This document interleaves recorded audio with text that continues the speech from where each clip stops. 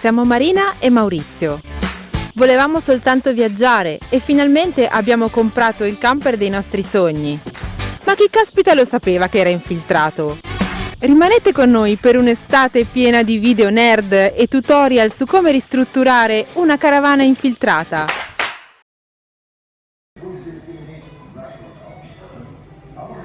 Siamo in una location particolare, supermercato del bricolage. Leroy Merlin. Prima fase, portiamo domani il camper dal meccanico per fare una revisione, cambiare tutti gli oli, tutta l'acqua, insomma dargli una controllata al motore. Poi successivamente, proprio perché è di fronte, si andrà dal carrozziere perché c'è un piccolo bollo dietro che io non posso fare, non posso mettere a posto, e poi c'è da cambiare sotto un travetto che è molto arrugginito ed è troppo debole per i miei gusti. Ho provato a toccarlo, si muove, e quindi sostituiremo anche quello lì. È una carrozzeria dei vecchi tempi che con la lamiera lo rifarà. Il bambino in carrozzeria. Bene che ce ne siamo accorti. Ora, questo è il serbatoio delle acque nere che verrà tolto perché noi non useremo più le acque nere, ma saremo molto più moderni e ecologici. E questa è la riparazione che è stata fatta dietro, che praticamente è tornata un uomo. Deve essere ancora finita, lucidata, però ragazzi, ha rifatto anche la bucciatura, è uno spettacolo, veramente bravo questa carrozziera. E adesso stiamo facendo tutto il sotto e il fondo. Dai, che te ne andremo a fare un giro presto.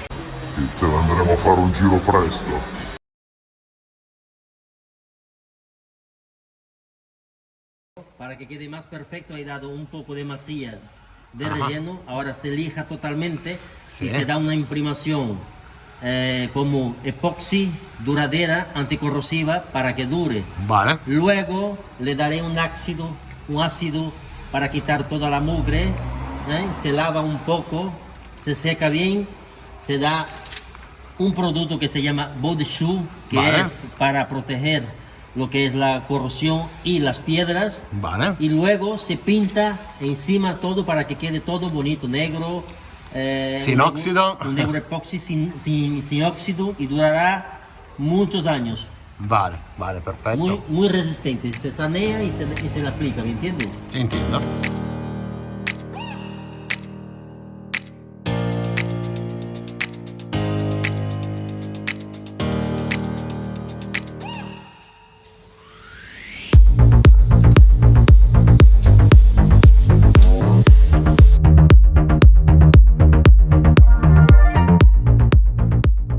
Eccomi, oggi ci sono anch'io, sono venuta a vedere come vanno i lavori.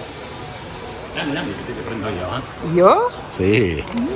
Sono emozionata perché qui è mezzo smontato, lo vedo senza ruote, ma cosa? È vero. No, vabbè, però giustamente si deve verniciare sotto, pertanto hanno tolto le ruote, stanno facendo un bel lavoro. Noi purtroppo questo non lo potevamo fare da soli perché non abbiamo un capannone né un garage, e fare i lavori per strada è vietato. Anche un po' le competenze nel farlo, ecco. Uno ci si prova. Uno se l'inventa, certe volte. Ragazzi, finalmente abbiamo il camper a casa e possiamo iniziare a fare le modifiche che abbiamo pensato. Diciamo una svecchiata e via partire, 2 o 3 lavori che Mauri ci tiene molto a fare. L'idea che abbiamo pensato è quella di renderlo gas free, quindi eliminare le bombole a gas. Per eliminare le bombole a gas bisogna avere un buon impianto elettrico, quindi sarà un grande impianto elettrico. Un altro progetto è eliminare quelle che sono le acque nere, perché non vogliamo essere dipendenti nell'andare a scaricare in appositi siti. Esistono delle soluzioni ecologiche dove separano i solidi dai liquidi, i solidi li butti in un cestino e i liquidi li svuoti tranquillamente in un water, ma lo approfondiremo quando vedremo il bagno. Poi una cosa che andremo a eliminare è la truma, che è una truma sempre a gas, che è vecchia, pesante, pericolosa, non mi piace, e andremo a mettere un Webasto, meglio Cinebasto, che costa 150 euro contro la truma che costa 1.500, quindi si può rompere 10 volte e cambiarne una all'anno, e per 10 anni sarà a posto.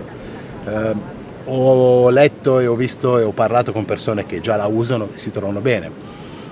Se non ci sono grossi difetti, 2 o 3 anni minimo li fa, quindi noi non andremo al freddo comunque. Mai. No, mai no. Non però è previsto, è però impossibile. mai dire mai È nella possibile. vita.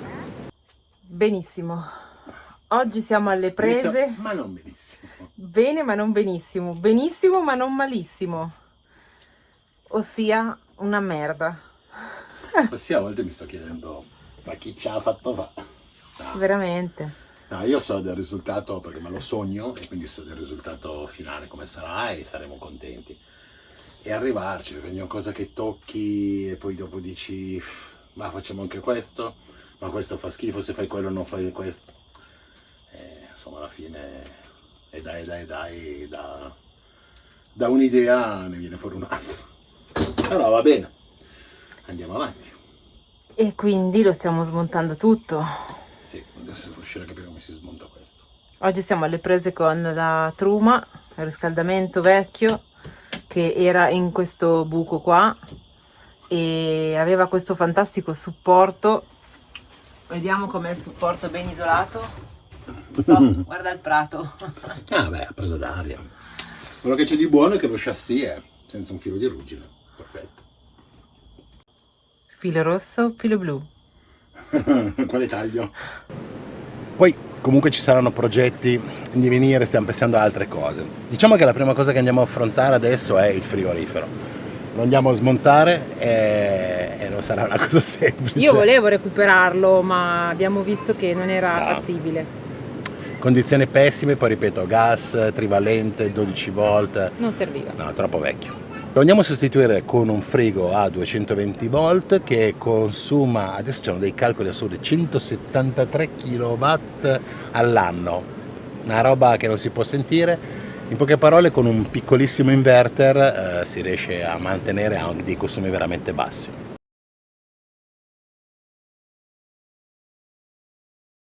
Qui è un disastro. Oggi abbiamo deciso di smontare il frigo, togliere il frigo perché non lo possiamo recuperare in nessun modo, non possiamo neanche venderlo, è veramente orrendo, ma c'è un ma, vediamo un po' cosa sta succedendo. Allora, la parte frontale l'abbiamo dovuta staccare per cercare di sfilarlo dalla sua sede e il problema è che non si sfila in nessun modo, perciò abbiamo deciso di andare fuori. Da fuori c'è Mauri che sta smontando. Prima di tutto abbiamo smontato la grata sotto della reazione perché pensavamo che ci fosse qualche altra vite che teneva fermo il tutto. Viti non ce ne sono, abbiamo staccato il tubo, poi ci siamo messi a staccare anche la parte superiore, ovviamente con tutte le complicazioni del caso perché le viti erano tutte diverse una dall'altra, tutte siliconate con questa gomma che ha fatto fili e appiccicume. Il problema è che questi sono 40 anni di lavori fatti su lavori, probabilmente neanche da professionisti, e quindi niente, si va avanti un pezzo alla volta.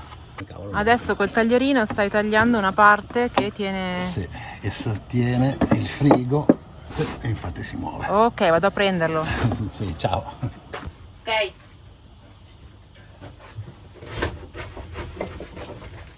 Ma da sotto? Sotto è ancora attaccato? Vero?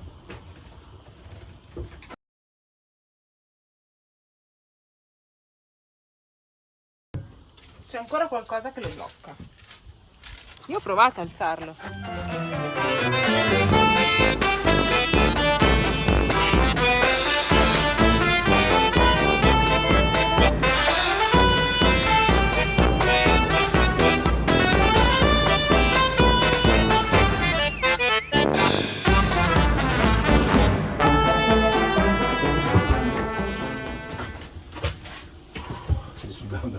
Ora magicamente uscirà con facilità. Ah, aia!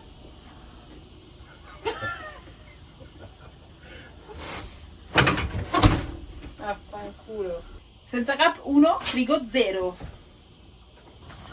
Vanno scollegati i fili prima di tirare via tutto.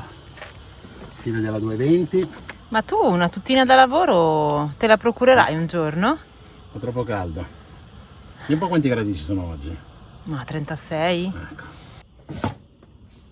Ciao. Ehi! C'è una perdita Sì. dovuta dal tubo del lavandino? Sì, penso di sì. Questo tubo arancione dove va di là? Va al gas. al Vai. fornello. Ah, è gas questo? Quello arancione sì, Sei sicura notoriamente. che si va a collegare al gas? Però direi che i tubi arancioni di solito sono del gas. No, se sono del gas sono d'accordo, ma quello lì non è collegato al gas. Infatti è collegato al rubinetto. Al rubinetto. Vabbè. Ecco, è così che iniziano i primi problemi. Questo video lo facciamo anche per far vedere che cosa guardare, che cosa valutare quando comprate un camper, perché vi può capitare Tutto. quello che è successo a noi. Tu guardi dappertutto, ma poi i problemi ci sono. Quindi questo è il primo problema che troviamo, questo tubo dell'acqua che è rotto in diversi punti e ha creato un'infiltrazione. Esatto. Però seguiteci così vediamo come lo ripariamo e come lo mettiamo a posto. E tanti altri problemi che verranno. Vediamo alla Vi prossima. salutiamo e iscrivetevi se non volete perdere i vari casini che ci saranno. Ciao!